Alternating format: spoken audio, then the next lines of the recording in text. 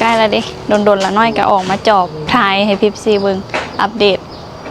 เมื่อแรงก็สิสวนแม่ไปนาเพราะว่ามื้อนั้นหันนาเพิ่นถ่ายยังถ่ายหุดบ่แม่เป็นอีหยังสิก็จะแล้วเดี๋ยวบัดแล้วละน้อยถ่ายให้เบิ่งอีกกำลังมุง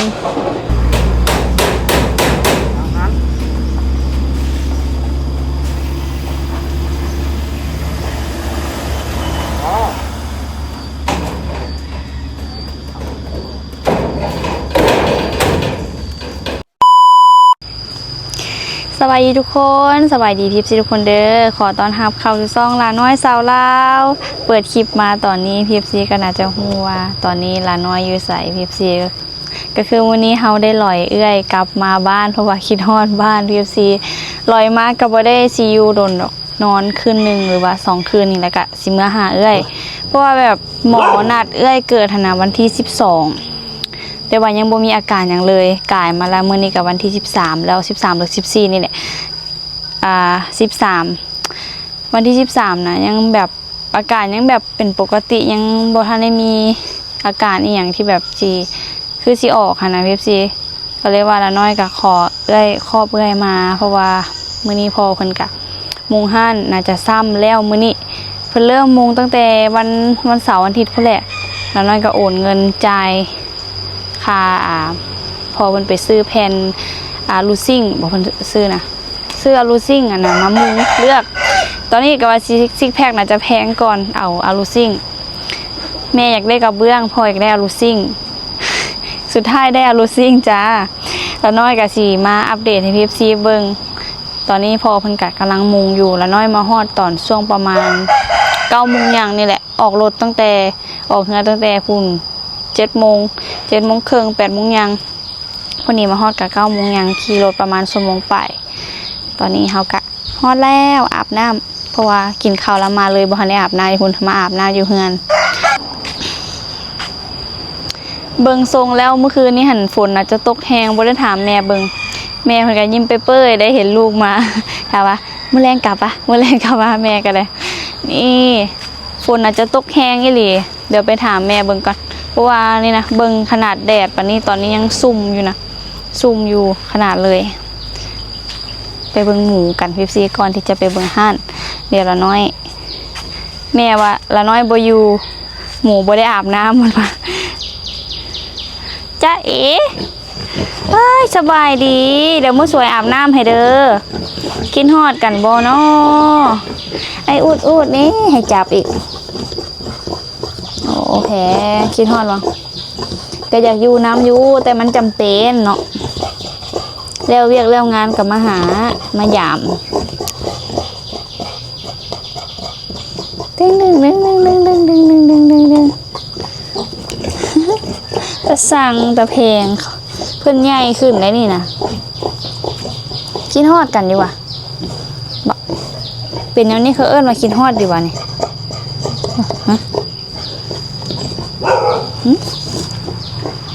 ตัวกบละน้อยบ้าเห็นแล้วแบบใหญ่ละน้อยรู้สึกว่ากบใหญ่ขึ้นแบบไวนะใหญ่ไวขนาดเดี๋ยวเบื้องทางในเขาจะเห็นกบสัดนี่ไปใส่เบิดละใหญ่ไวเลยนี่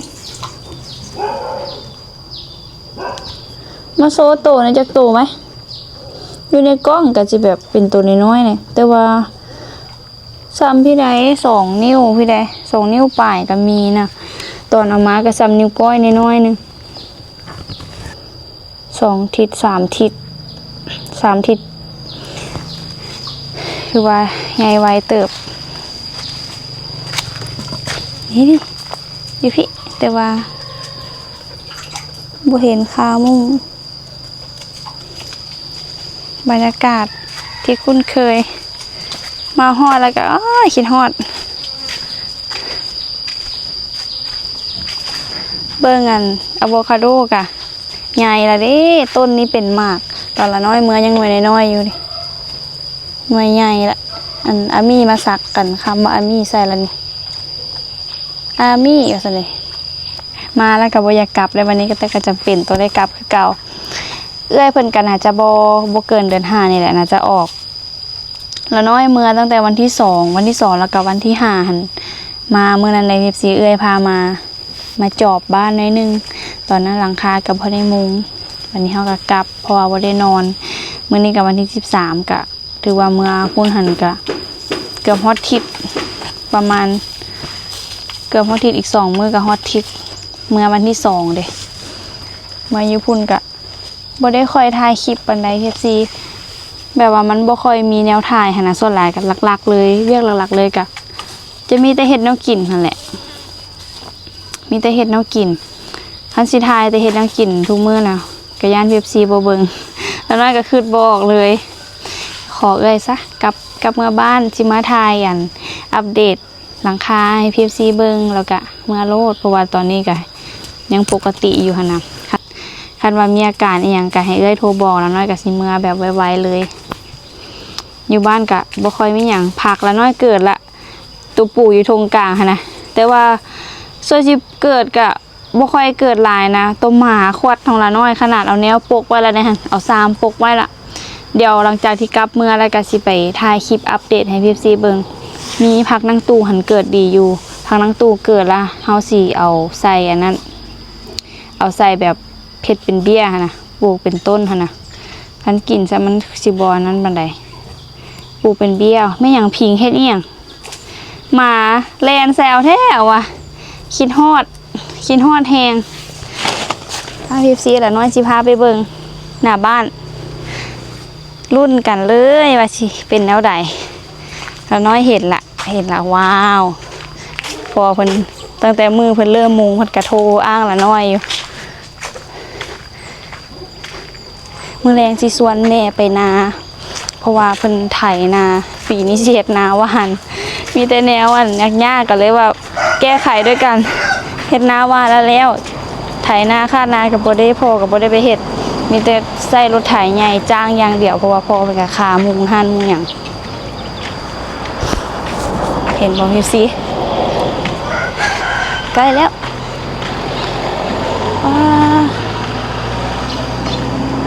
พออยู่ถึงหลังคาบนแดดฮ้อนบ่ฮ้อน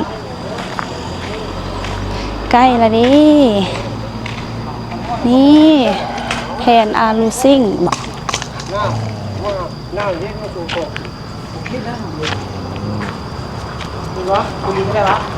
ว้าว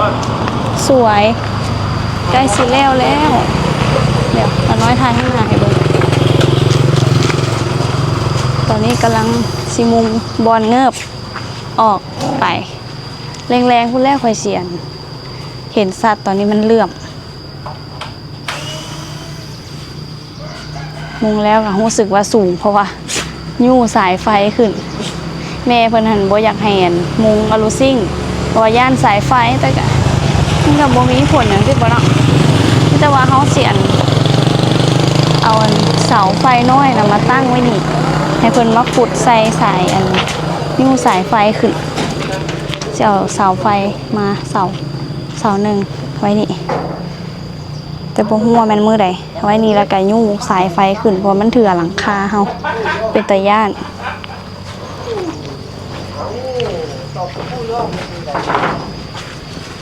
โอ้โฮมเย็นดีเนาะนั่งกินข้าวอยู่นี่คือสิคักน้อยหมอกเนาะไอ้หมอกกินฮอดได้บ่มีไห้กินฮอดได้บ่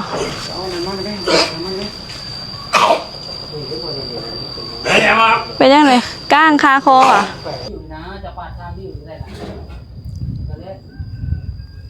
เทิบออกไป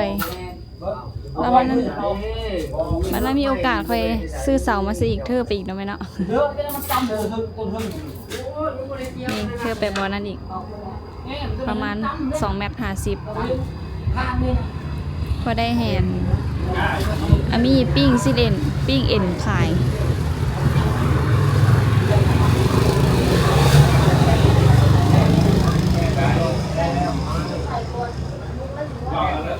อยากจะขึ้นไปถึงจังเลยเดี๋ยวอากาศเย็นๆนะขึ้นไปถึงทายให้เบิ่งตอนนี้ฮ้อนๆบ่กล้าขึ้นไป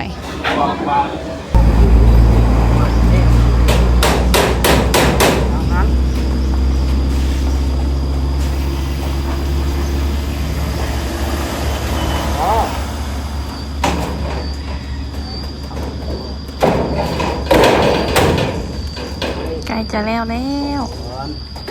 ตัวนี้ก็คือจะเป็นเทิบหมาหอนแม่นบอก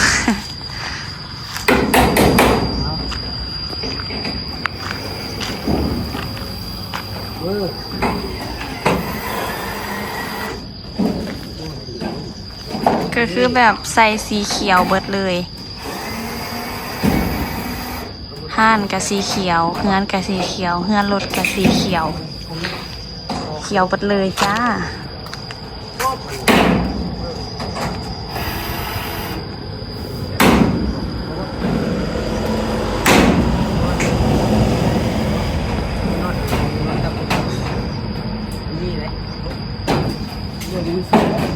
มีนอกจากกระเบื้องมาใส่เอามีชิ้นเอาชิ้นตัวนี้ใส่มาบ้านเธอนี่ก็คือแบบใกล้เสร็จแล้วพี่ซีขั้นตอนต่อไปก็คือจะเป็นการซื้อนัดสร้างมาเบิงให้เพิ่นแทกเบิงหรือว่าเขาจะได้ก่อเสานี่ก่อนบ่แม่ได้ก่อเสาอันเพื่อว่าจะให้อันจับกับอันประตูม้วนเขาเด็กสิก่อแบบเอาดินอันจีมาใส่เฮ็ดเป็นเหล็กอันเฮ็ดเป็นล็อกสี่เหลี่ยมก็ออกมาประมาณฟ้าละ2ก้อนเนาะบอนนี้หลายบอนเติบหลายเสาตัวนั้นเขาก็จะใส่ประตูเรือนก็ประตูเรือนนี่กับเรือนทั้งสองประตูม้วนว่าผิดอีกละใส่ประมาณจากบอนกันแบบฟากนี้หันเบิ่งเด้ออีแม่สิใส่ฟากเดียวบ่แม่หรือว่าใส่ทั้งสองอ้อมเลยย่านนี่ก็ใส่1 2 3 4 5บอลอันโตนี่นั่นแหละเอาก็ถามว่า2บอลนี้ใส่บอลอีเมลว่าใส่ทั้ง2เลย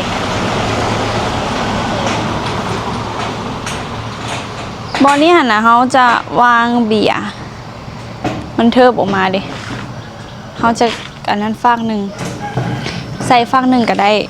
พวกแบบเบียร์น้ำดื่มอย่างเขาจะตั้งไว้นี่เขาจะบดตั้งไว้ข้างหน้า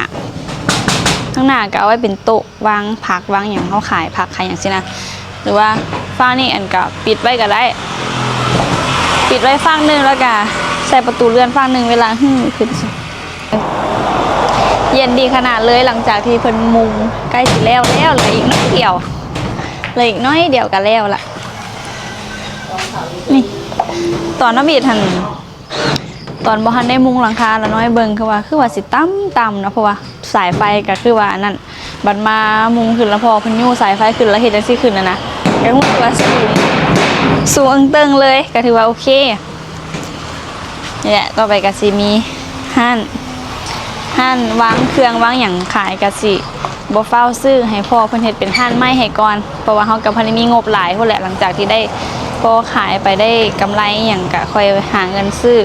ห้านเล็กห้านอย่างงามๆตอนทำอีกกะสิเป็นห้านไม้ก่อนบ่เป็นอย่างดอกห้านไม้ก็ได้วางเครื่องวางของใกล้แล้วเด้ดนๆละน้อยก็ออกมาจอบถ่ายให้พี่ซีเบิ่งอัปเดตมื้อแรงก็สิสวนแม่ไปนาเพราะว่ามื้อนั้นหันนาเพิ่นถ่ายหยังถ่ายหุดบ่แม่เฮ็ดวานเบิดเลยแม่นบ่เดี๋ยวสิบ่เฝ้าสปอยหลายเดี๋ยวละน้อยพาไปเบิ่งมื้อแรงค่อยสิถ่ายให้เบิ่งอีกคลิปนึงเว้าหลายพี่ซีสิหุดก่อนเบิ่งห้านก่อนเนาะคลิปนี้นะแล้วน้อยมาถ่ายให้เบิ่งบอนนี่ก็คือเฮาบ่ได้อันก่อติดแล้วน้อยใจนึงหั่นอยากก่อติดเลยแต่เพิ่นว่ามันบ่ดีแม่นว่าคลิปสิแบบว่าติดกับอันเฮือนใหญ่หั่นนะว่าสิก่อติดกันเลยเพิ่นว่ามันบ่ดีแยกกันว่าซั่นแล้วน้อยอยากได้ต่อกันพอดีได้พื้นที่อันใส่เครื่องใส่ของขายตื่มหั่นนะแต่ว่าพอเพิ่นสิบ่อันนั้นละสิก่อตันแล้วนี่ก่อตันก็สิเป็นแบบแคบๆตื่มคันสมมุติว่าได้นี่ก็กว้างเติบไปนี่วางเครื่องก็ได้เนื้อที่หลายเติบหรือว่าเป็นบนล่างแม่นเพราะเป็นบอนลี่นอนก็ได้นะแต่ว่าพอมันมุงฮอดตัวนี้ก็น่าจะบ่ได้แล้วแหละเพิ่นบ่ว้าวนะสิก่อตันเลยนี่ก่อตันเลยนี่ก็ได้หลายเติบได้วางเครื่องวางของนะแม่เนาะบ่เป็นหยังได้ซ้ำนี้ก็ได้เฮาก็ค่อยไปเทิบออกพุ่นอีกมีเงินมีหยังเฮาก็เทิบยาวไปอีกเลยใจอยากเทิบไปแล้วก็เฮ็ดโต๊ะวางโต๊ะ ให้เพิ่นนั่งกินปิ้งเอ็นนี่สิใกล้จะแล้วบัดแล้วน้อยทายให้เบิ่งอีกกำลังมุงใกล้แล้วนี่เหลืออีก2 แผ่นปลายก็แล้วล่ะ12 โมงจังนั้นแล้วนั่นสิออกไปซื้อข้าวเปียกแล้วซื้อแม่ก็พอกินอยากกินแม่ว่าอยากกินข้าวเปียก อยากกินข้าวเปียกแล้วน้อยหู้ห้านข้าวเปียกแซ่บเพิ่นว่าและ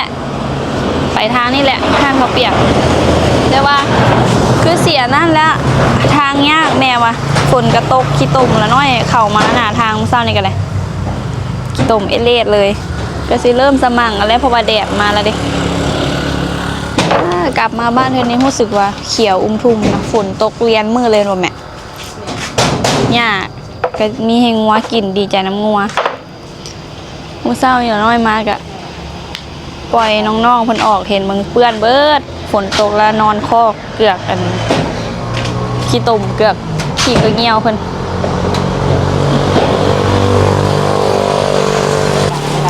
พักผ่อนกินข้าวสวยพี่แล้วน้อยออกไปซื้อแนวกินมานี่มีหลายอย่างแฮงตัวนี้ตัว25,000 ปิ้งปลาดุกปิ้งนกกระทาอะไรกับปิ้ง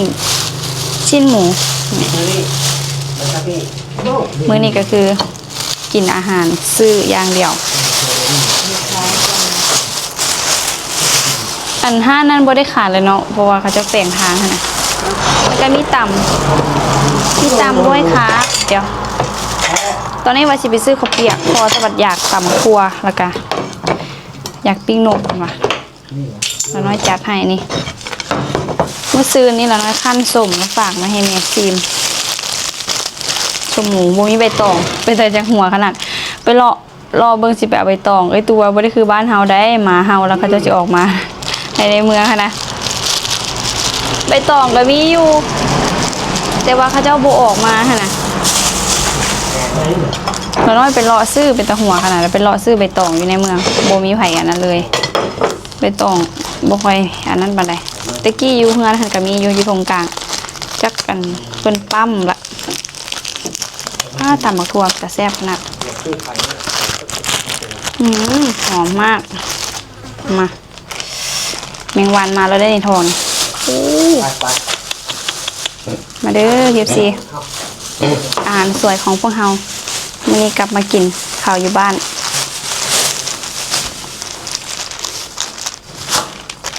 เรื่องร่างคือมาพักบุ้ง ชีวิตคนกินอยู่หวานว่าเป็นตำมะฮุงบนลึงกินผักบุ้งกับอันนั้นกินผักบุ้งกับอันนั้นบนลึงเมื่อคืนนี้จะกินตำซื้อตำมาคนละคกกินคนละคกคนละจานเลยเมื่อคืนนี้กับไอ้ตูกับไอ้สอง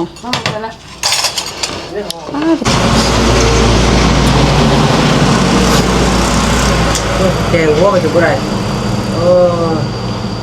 เดี๋ยวเลย กินข้าวส้มอันห้าน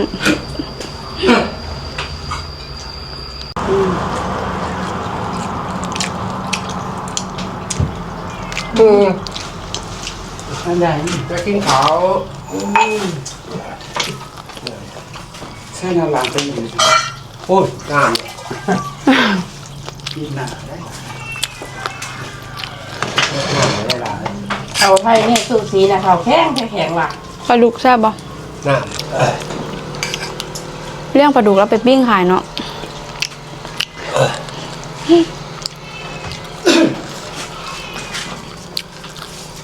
เวลาจำตัว30,000มาแล้วพิบซีในที่สุดก็คือสำหรับการมุงหลังคาพอเพิ่นกะใช้เวลาไปจากมือแม่แล้วน้อยบ่ได้อยู่แต่มือสุดท้ายอยู่มือนี่ที่หู้นะมุงมือสุดท้ายใช้เวลาไป2 มื้อแม่ว่าในที่สุดก็แล้วต่อไปก็สิเป็นการก่อเนาะก่อแล้วค่อยสิได้เอาอันประตูเรือนมาใส่จะเป็นประมาณนี้เลยโฮมแล้วเอาอันนี้มาใส่ละนี่เฮียสิคักบ่มื้อหน้าหาอัน เวลาหาโอกาสคันละน้อยได้มาก็สิมาเฮ็ดเมนูต่ำมานั่งกินอยู่ในปูซานเอาไว้เนาะคักได้นี่ได้อยู่ติแบบว่าเฮานั่งลิ้นธรรมดาก็ได้ติบ่ทันได้ขึ้นนะย่านว่าเป็นว่าห้านบ่ได้ขึ้นอิหยังอยู่บ่ได้แต่ก็น่าจะได้อยู่และ FC ละน้อยมาเพื่ออัปเดตให้ FC เบิ่งตอนนี้กันแล้วละน้อยกำลังสิไปนาต่อได้นี่ตอนนี้ยังไปเบิ่งให้แม่พาไปเบิ่งเพราะว่าวานได้จากมือละว่ามันเข่าเกิดแล้ววะคลิปนี้ละน้อยก็จะได้ขอตัวลาไปก่อนละเด้อ FC ใครมาคลิปนี้อย่าลืมกดไลค์กดแชร์กดติดตามเพื่อเป็นกำลังใจให้เด้อขอบใจ FC ทุกคนที่รับชมจนจบคลิปและบ่กดคำโฆษณาสำหรับคลิปนี้ขอตัวลาไปก่อนแล้วพบกันในคลิปหน้าเด้อบ๊ายบายถ้าติดตามเด้อว่าต่อไปแมนเฮาจะได้เฮ็ดหยังเกี่ยวกับห้าน FC บ๊ายบาย